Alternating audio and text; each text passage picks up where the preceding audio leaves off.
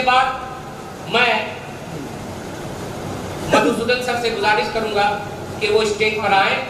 और हमारे उड़िया कवि जो हैं उन्हें सामने सुनिए।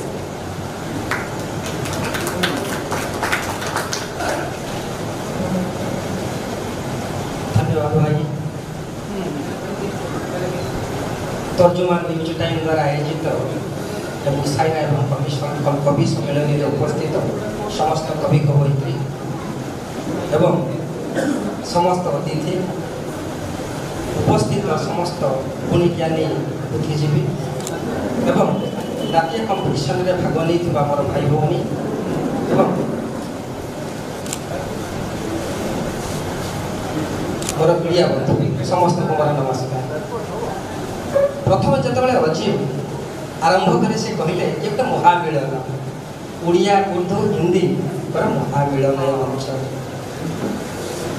सतरे लगुच मु भावुची जो आप उर्दू भल पाँच ओडिया को भल पाँच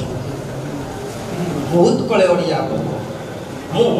उत्कल ओडिया पुओ मो बापा भी ओडिया मु भी ओडिया चिन्ह बनी सुता किए मो उत्कल ओडिया पुओ यही मो जन्म माटी मो भाषा मो चाबिकाठी पाटी फिटी बाठू ओडिया कहूँ फुली उठे मोर छाती नुहे मो भीरुर पुओ नुहे मो भीरुर पुओ मो भाषा मिशामिशी नुह नई नहीं केबे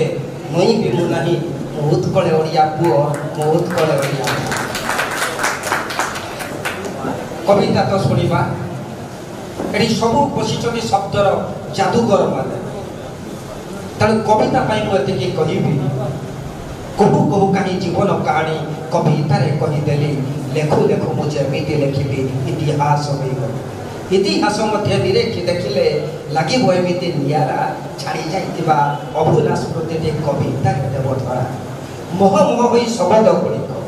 मोह मोह हो शब्द गुड़िक समीरणे जाए भासी गटाई आनिली पाखुड़ा गुड़ी कवितार देली खोजी भाविली मुझे भावना राइजे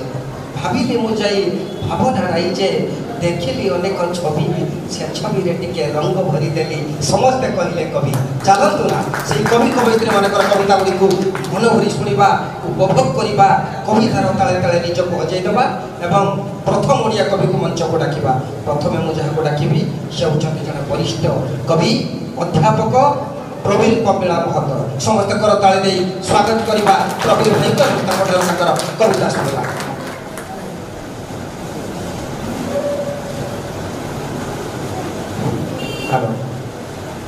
सर्वप्रथमे उपस्थित समस्त भाई भाई मान ईद शुभेच्छा। ये जो मिलन आज होटा बोध भाई कहले ये आम भाईचारा सहर बालेश्वर ये हिंदी अच्छी उर्दू अच्छी और ओडिया भी अच्छी तेणु आज जो कविता नहीं आसी सब भाई सब भणी गोटे मन में बांधापी ये कविता मु देखा चेष्टा करछि एवं आशा करी आपण मानकु निश्चित दुख देवे। कविता शिरोनामा जहाँ को समस्ते डाकती गोटे हाथ में श्रीमद् भगवद गीता गोटे हाथ में श्रीमद् भगवद गीता तो आउ गोटे हाथ में पुराण गोटे हाथ में श्रीमद् भगवद गीता तो आउ गोटे हाथ में पुराण आउ दुईटा हाथ में थाए बाइबल और ग्रंथ साहिब चतुर्भुज बोली धारण करिपारंती जे चारोटी धर्मर तत्व को समदृष्टि से ही सर्वसम केही मुखरे भोजुधाय केही मुखरे भोजुधाय महामंत्र हरे कृष्ण हरे राम तो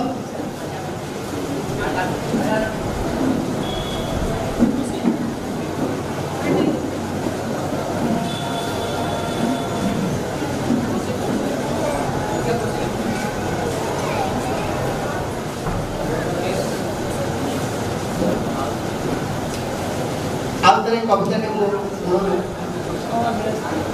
जहाँ को समस्ते डाकते गोटे हाथ में श्रीमद् भगवद गीता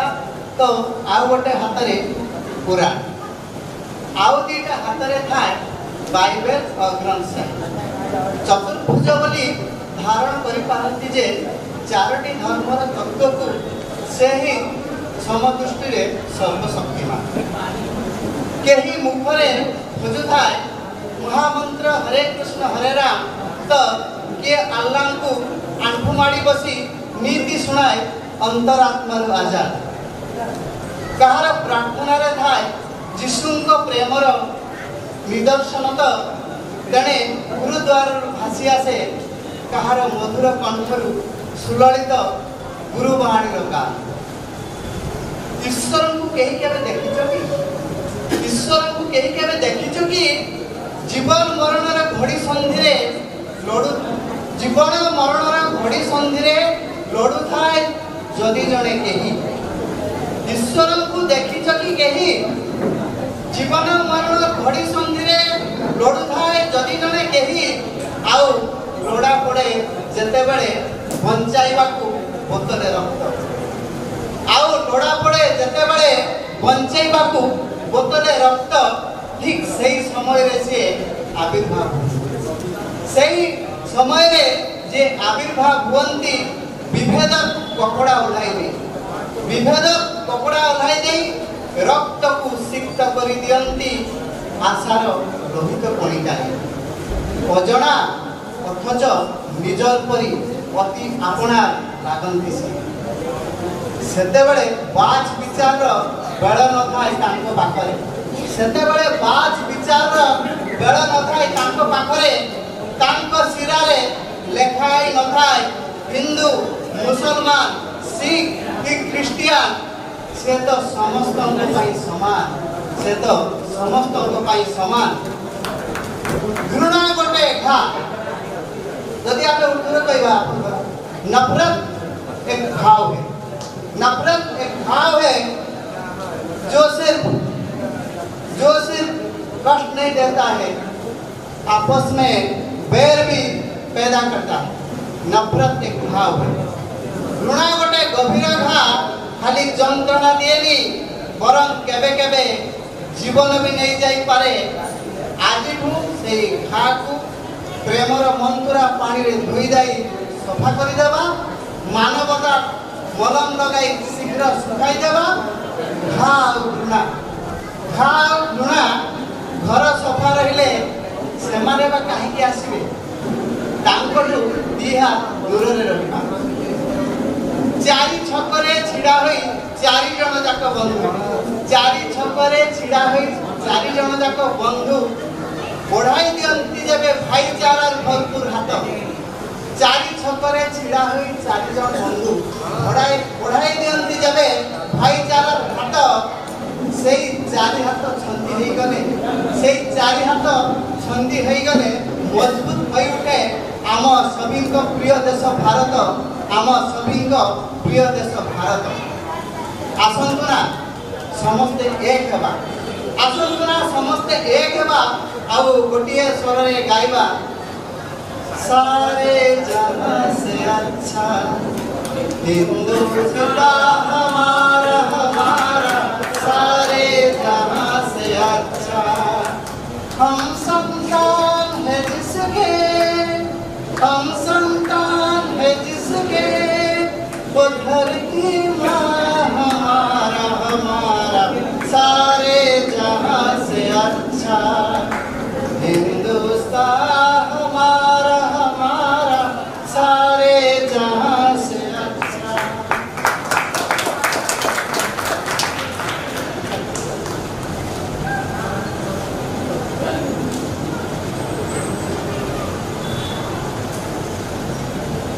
ईद भाई आप थरे मुबारकबाद छोटा शायरी का लिखी बहुत छोटा सुनिए उम्दा मोहब्बत मोहब्बत के लिए मजहब मोहताज नहीं होती मोहब्बत के लिए मजहब मोहताज नहीं होती मोहब्बत को मुकम्मल में तब्दील करने के लिए मोहब्बत को मुकम्मल में तब्दील करने के लिए जुबान की जरूरत नहीं मोहब्बत को मुकम्मल में तब्दील करने के लिए जुबान की जरूरत नहीं है उम्र की उलझन को छोड़ो उम्र की उलझन की छोड़ो उल्फत की उम्मीद को उजागर करने के लिए उल्फत की उम्मीद को उजागर इसलिए ये शान शोहरत या सियासत की जरूरत नहीं होती। ये शान शोहरत या सियासत की जरूरत नहीं।